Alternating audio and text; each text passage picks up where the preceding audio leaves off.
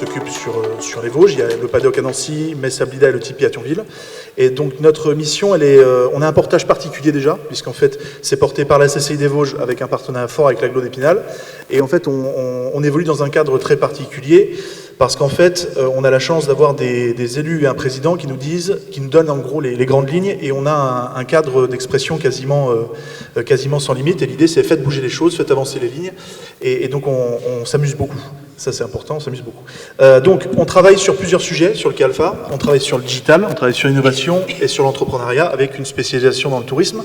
Donc ça veut dire qu'on a un premier métier sur la transformation numérique des entreprises. Je le mets directement en lien avec les startups. Ça veut dire qu'on a des boîtes de tout le Grand Est qui viennent nous voir avec des problématiques. Ça peut être un petit commerçant, mais il y a aussi des entreprises de services, de l'industrie, du tourisme. Et l'idée c'est que dans une autre CCI, vous auriez un conseiller qui vous dirait allez voir telle boîte ou telle boîte. Chez nous on les regroupe autour de la table et on fait. C'est-à-dire que c'est la première chose qu'on propose aux boîtes qui sont chez nous. On agrège à peu près sur notre écosystème 60 entreprises. On en a 30 qui sont logées dans le K-Alpha, mais à peu près 60 boîtes. On a, sur l'année 2018, apporté 650 000 euros de business aux boîtes.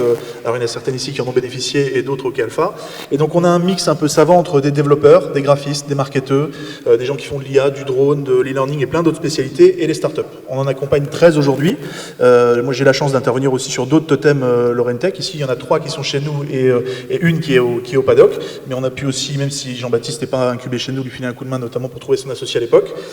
Et donc on a un territoire tout à fait particulier, parce que même si on est le 4e département le plus industrialisé de France, on en parlait tout à l'heure sur la table ronde précédente, un déficit d'attractivité. Donc on doit mettre le curseur sur l'accompagnement extrêmement haut. Donc c'est un outil de combat en fait, le K-Alpha. On essaie de travailler de la manière la plus heuristique possible. Mon président l'a dit tout à l'heure, on a un véhicule d'investissement. On a choisi une spécialisation pour être identifié au national sur le tourisme. Et en fait on a plusieurs gros enjeux, c'est détecter les porteurs de projets, c'est faire rester les jeunes. Il y a 2 ans de ça, et c'est absolument un crève-cœur, mais on l'a corrigé depuis, on avait une école Simplon, donc c'était une école de développeurs. Sur les 18 jeunes, il y en a 15 qui sont partis, sur fonds publics, il y en a 15 qui sont partis à Luxembourg à la fin de l'école.